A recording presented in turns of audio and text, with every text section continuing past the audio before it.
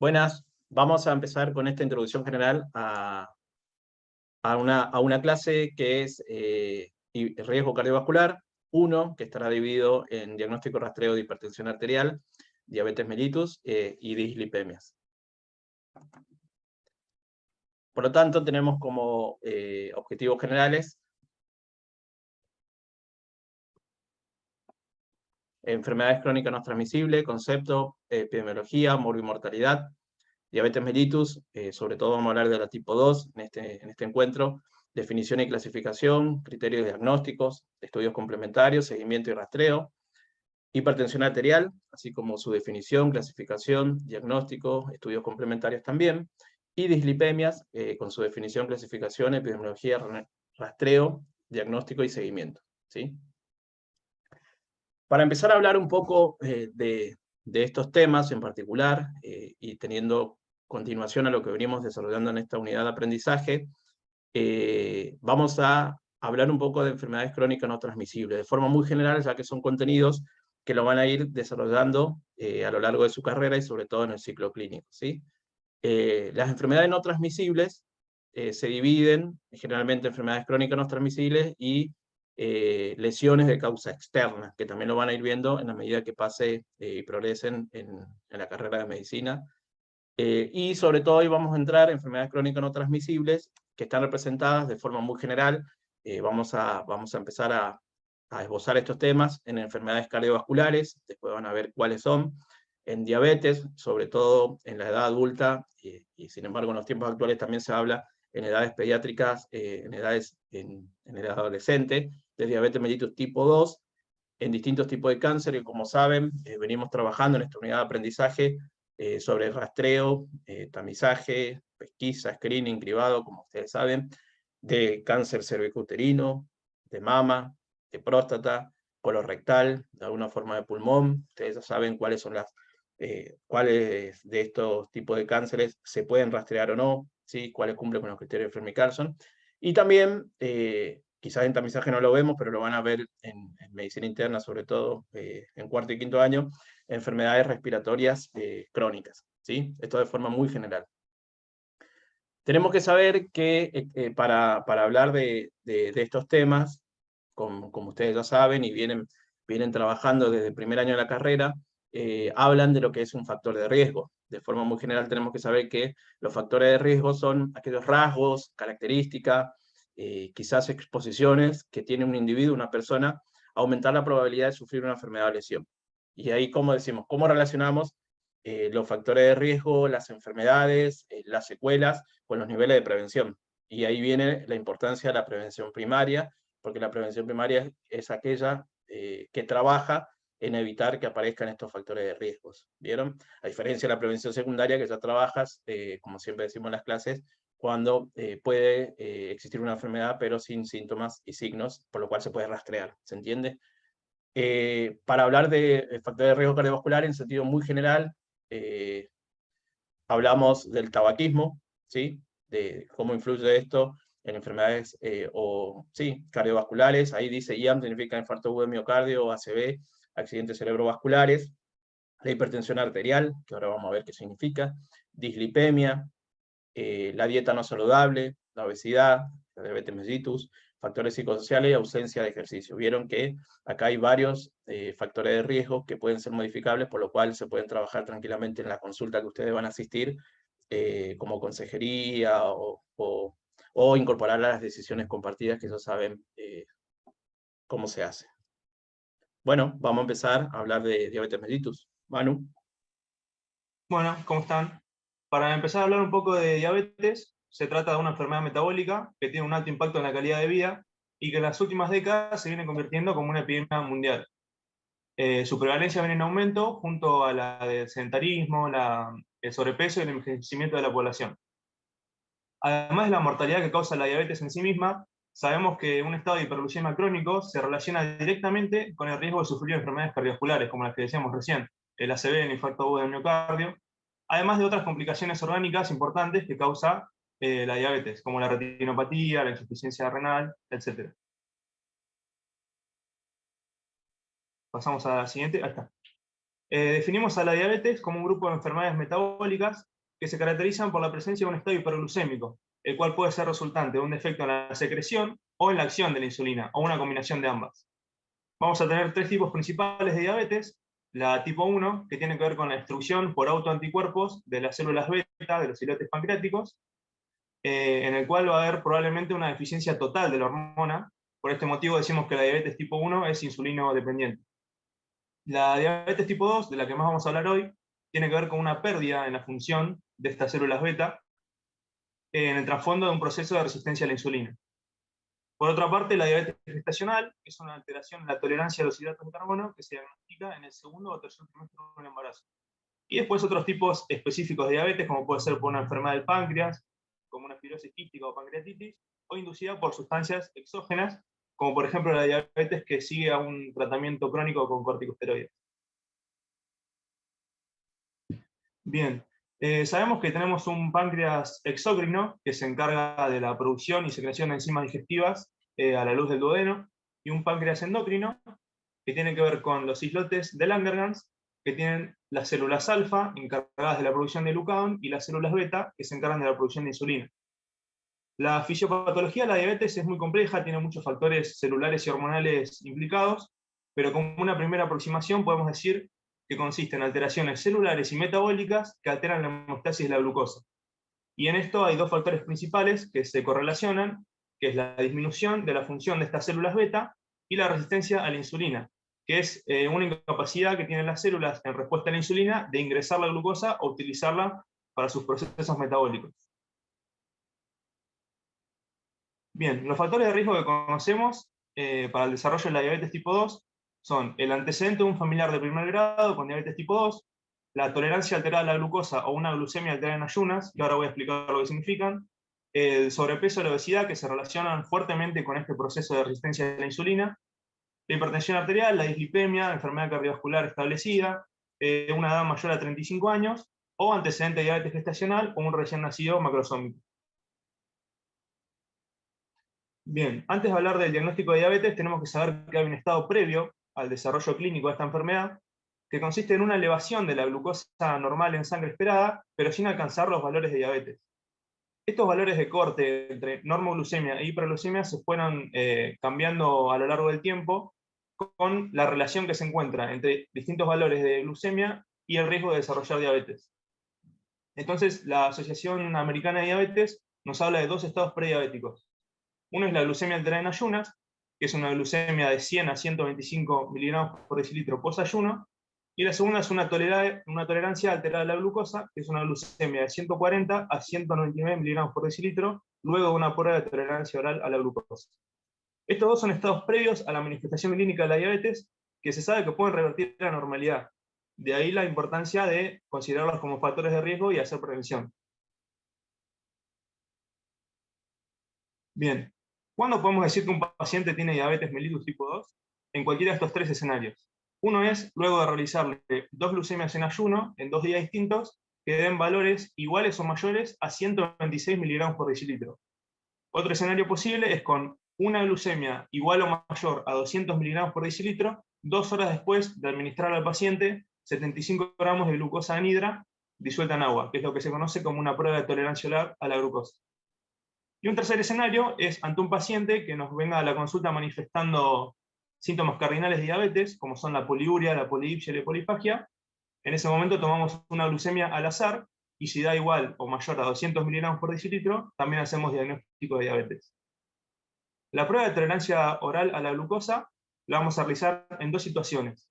Cuando una glucemia en ayunas da entre 110 y 125 miligramos por decilitro, o cuando da entre 100 y 109, pero con un factor de riesgo para diabetes. Bien, si todo esto anterior lo llevamos al algoritmo, partimos de una glucemia en ayunas, si nos da alterada realizamos otra, si nos da la primera igual o mayor a 126 miligramos por decilitro, hacemos otra, si vuelve a dar el mismo resultado, hacemos diagnóstico de diabetes. Si nos da entre 110 y 125 miligramos por decilitro, estamos en presencia de una glucemia alterada en ayunas y tenemos que hacer la PT-OG. Lo mismo si estamos entre 100 y 109, pero con un factor de riesgo. Y luego de la PT-OG tenemos tres resultados posibles. mayor a 200 miligramos por decilitro, tenemos un diagnóstico de diabetes. Entre 140 y 199, un diagnóstico de tolerancia a la glucosa alterada, y menor a 140 es el resultado normal.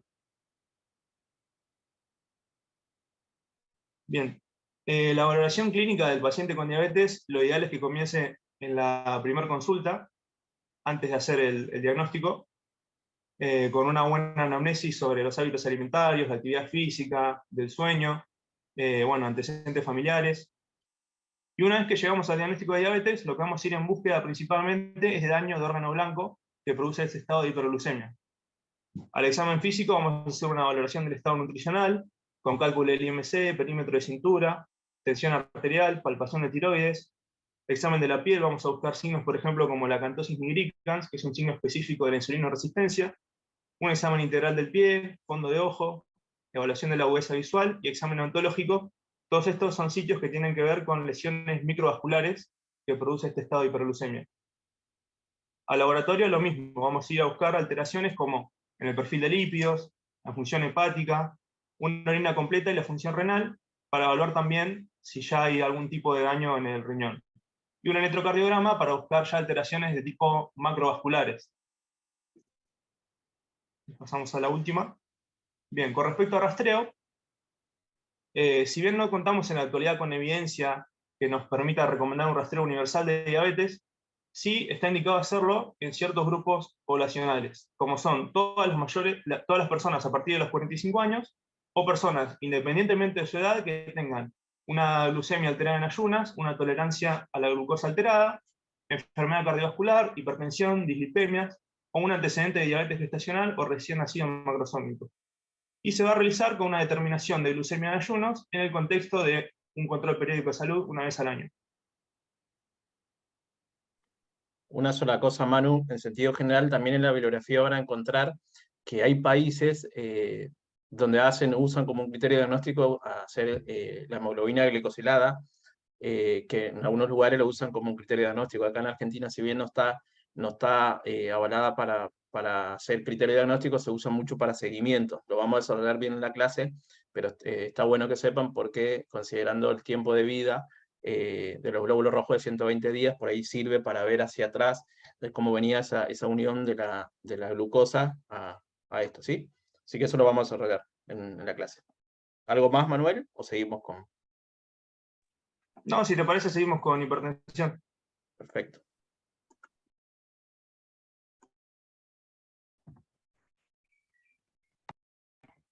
Bien, siguiendo un poco con las enfermedades crónicas no transmisibles, nos encontramos con la hipertensión arterial, que es una enfermedad de alta carga de morbi-mortalidad y que va creciendo a medida que van pasando los años. Para definirla la podemos definir como un síndrome que está constituido por signos y síntomas que son consecuencia de niveles elevados de tensión en las arterias, que de los aceptados como normales. Estos niveles elevados de tensión en las arterias van a tener diferentes repercusiones en los órganos blancos, como son el corazón, el riñón, el sistema nervioso central y el sistema vascular periférico. Se estima que 9,4 millones de personas mueren en el mundo debido a hipertensión arterial, y esto representa el 12,8% total de las muertes anuales, es decir, tiene una alta carga de morbimortalidad, y es el principal factor de riesgo para sufrir una enfermedad cardiovascular. Pasamos ahí. Etiológicamente podemos definir como un trastorno que es de naturaleza heterogénea, multifactorial y poligénico, y que tiene alta importancia lo hereditario. Si tenemos que clasificar a la hipertensión arterial, la vamos a clasificar en dos grandes grupos, dependiendo qué lo causa. Por un lado tenemos la hipertensión secundaria, que en esta hipertensión hay una etiología identificable que secundariamente produce hipertensión arterial. Esto corresponde al 5% de los casos totales diagnosticados por hipertensión. Y como ejemplos podemos tener a la hipertensión renovascular, el hiperaldosteronismo primario, el síndrome de Cushing, la apnea obstructiva del sueño y el feocromocitoma. Por otra parte, también tenemos a la hipertensión arterial primaria, idiopática o esencial. Este tipo de hipertensión representa el 95% de los casos totales diagnosticados, es decir, es la más común.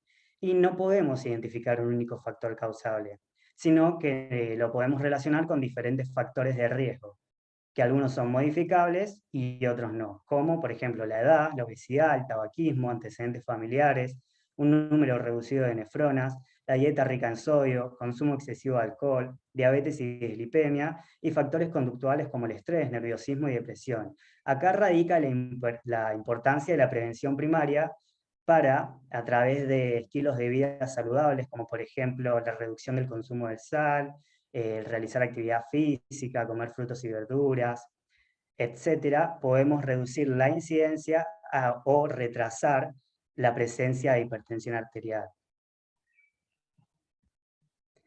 Para realizar el diagnóstico de hipertensión arterial en una persona mayor de 18 años, vamos a tomar en cuenta la técnica a través de la medición de la presión arterial, a través de una consulta, en un contexto de control periódico de salud, o etcétera. Y a través de eso vamos a definir la hipertensión arterial como la presencia de presión arterial sistólica igual o superior a 140 milímetros de mercurio y o la presencia de presión arterial diastólica mayor a 90 milímetros de mercurio, en 2 o más oportunidades, en días no consecutivos y utilizando una técnica correcta. La medición de la presión arterial es una técnica preventiva importante, ya que la mayoría de las personas que cursen con hipertensión arterial lo van a hacer de manera sintomática. Es por eso que a la hipertensión arterial se le suele decir la asesina silenciosa, ya que no hay unos signos y síntomas que podamos decir si son de hipertensión arterial, sino que o va a ser asintomática o va a debutar directamente con daño a órgano blanco, como puede ser un infarto agudo de miocardio o un accidente cerebrovascular. Entonces, lo ideal sería medir al menos una vez por año la presión arterial en un contexto de control periódico de salud, por ejemplo. Para tomar la presión arterial y que sea fiable esos valores, debemos seguir una técnica adecuada. En primera instancia, lo que debemos hacer es preguntarle al paciente si realizó ejercicio, si comió, si tomó café o fumó en los 30 minutos previos, ya que realizar estas actividades puede modificar los niveles tensionales en sangre. También es necesario contar con un ambiente confortable por la misma razón que lo anterior.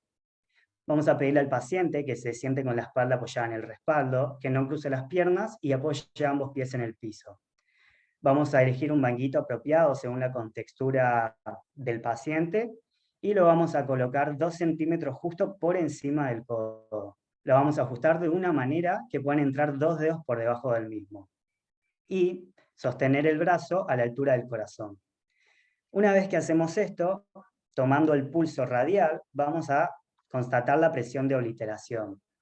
Vamos a empezar a insuflar el manguito y palpando el pulso radial, vamos a esperar a que este pulso radial desaparezca. Una vez que desaparezca, esta va a ser nuestra presión de obliteración del pulso radial. Y a partir de eso, sí vamos a ir a tomar la presión arterial propiamente dicha. Para esto vamos a colocar el estetoscopio en la arteria radial, sin contactar con el manguito, y vamos a insuflar 30 milímetros de mercurio por encima de la presión de obliteración antes tomada. Y vamos a desinflar el manguito a una velocidad de 2 milímetros de mercurio por segundo. Y una vez que empezamos a hacer eso, vamos a registrar los ruidos de Korotov. Estos van a estar dados por él. Vamos a escuchar en primera instancia un primer ruido. Este primer ruido va a corresponder a la presión arterial sistólica y lo registramos. Una vez que sigue desinflándose, vamos a empezar a sentir cómo los ruidos van a ir desapareciendo. Y en el momento que desaparezca el último ruido, este va a corresponder a la presión arterial diastólica. Una vez que terminamos, esperamos 1 minuto, idealmente volvemos a repetir la toma en el brazo contralateral y promediamos las 2 tomas. Por último, es muy importante en todos los pacientes con diagnóstico reciente de hipertensión arterial o en pacientes con diagnóstico de hipertensión arterial histórica, evaluar la presencia de otros factores de riesgo, como pueden ser la dislipemia y diabetes, y el posible daño a órgano blanco. Para eso vamos a pedir diferentes exámenes complementarios. Por una parte vamos a pedir un perfil lipídico que va a estar integrado por el colesterol total, triglicéridos, colesterol HDL, colesterol LDL, y una glucemia en ayunas para evaluar, como antes dijimos, la presencia de los diferentes factores de riesgo, como dislipemia y diabetes. Por otra parte, vamos a pedir un electrocardiograma para evaluar el posible daño a órgano blanco, que en este caso sería el corazón, para ver si existe o no la presencia de hipertrofia ventricular izquierda que se produce debido a los niveles tensionales altos en sangre. Siguiente vamos a pedir un ionograma, que vamos a evaluar más precisamente la cantidad de sodio que existe en el plasma, una orina completa junto a urea y creatinina para evaluar la función renal, ya que la hipertensión arterial es una de las primeras causas de insuficiencia renal, y una evaluación oftalmológica en el contexto de poder evaluar si existe o no daño en la retina.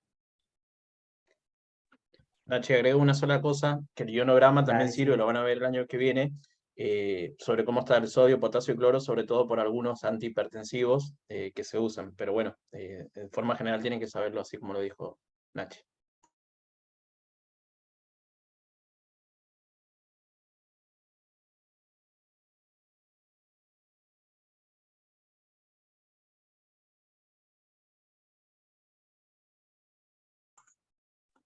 ¿Algo más, Bueno, Nachi? ahora Santi. hablando por... Perfecto. Sí, perdón, no se me desilenciaba. Bueno, ahora arrancando con dislipemias, hay que tener en cuenta que las dislipemias son aquellas alteraciones, tanto cualitativas como cuantitativas, en las lipoproteínas plasmáticas. Pensar que el colesterol elevado es una de las principales causas de enfermedad en el mundo, ya que es un factor de riesgo clave para la enfermedad cardiovascular, cerebrovascular y vascular renal. Se estima que el colesterol elevado es la causa de 2,6 millones de muertes totales y una pérdida de 29,7 millones en años de vidas ajustados por discapacidad, que sería más o menos como un 2% del total a nivel mundial. Hay que pensar que las dislipemias son el factor de riesgo individual más relevante para el desarrollo de la enfermedad arteriosclerótica. La esterosclerosis consiste en la acumulación de placas en las arterias. Esto es un mecanismo patológico que más contribuye a la aparición de enfermedades cardiovasculares. Este es un proceso que empieza en la niñez, pero que su ritmo de progresión puede dar origen a enfermedades cardiovasculares y se ven afectados por varios factores, entre ellos el tabaquismo, la alimentación poco saludable, la inactividad física que puede dar origen a la obesidad, la hipertensión arterial, la dislipemia y la diabetes mellitus, como vinieron hablando los chicos. Bueno, ahora con respecto a la clasificación,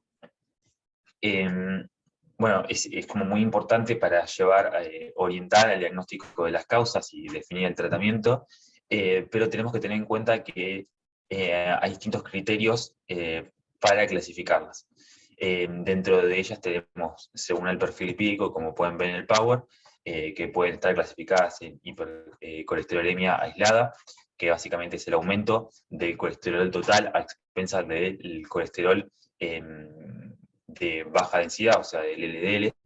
Después tenemos la hipertrigliceridemias aisladas, que básicamente es el aumento de los triglicéridos de origen endógeno o exógeno o ambos.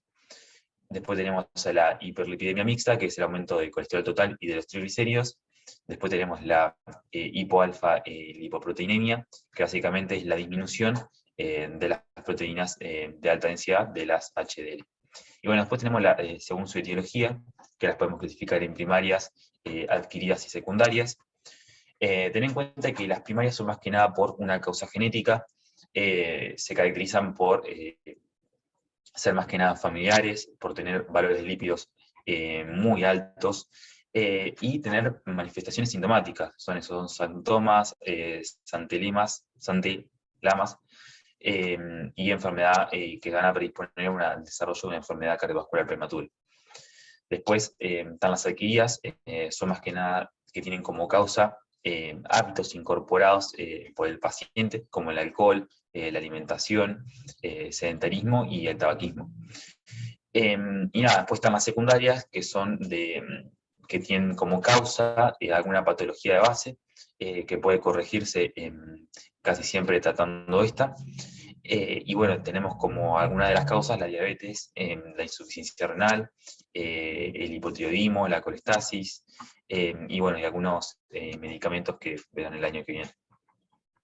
Tener en cuenta que las dislipidemias adquiridas y secundarias pueden corregirse parcial o totalmente, eliminando o controlando el factor causante.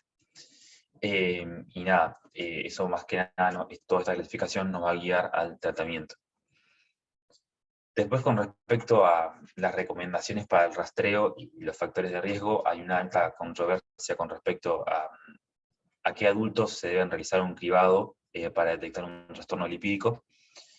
Más que nada esta controversia se debe a la ausencia de pruebas que muestren beneficios en el cribado en adultos jóvenes. Hay algunas asociaciones que recomiendan pruebas para la detección de las lipidemias en todos los niños antes de la pubertad, o sea, entre los 9 y los 11 años, y después de la pubertad, entre los 17 y los 21, más que nada para determinar un perfil lipídico basal, para detectar cualquier tipo de hiperlipidemia familiar y evaluar el riesgo cardiovascular. Y nada, si una vez estos resultados son normales, poder determinar un riesgo cardiovascular basal para poder ver cuáles podrían ser las posibles intervenciones para mejorar los resultados del paciente en un futuro. Después, con respecto al riesgo cardiovascular que le estaba mencionando, puede estar influenciado por muchos factores, como por ejemplo la edad, el sexo, la hipertensión, diabetes, tabaquismo, obesidad, el estilo de vida, bueno, y también la historia familiar de enfermedad coronaria.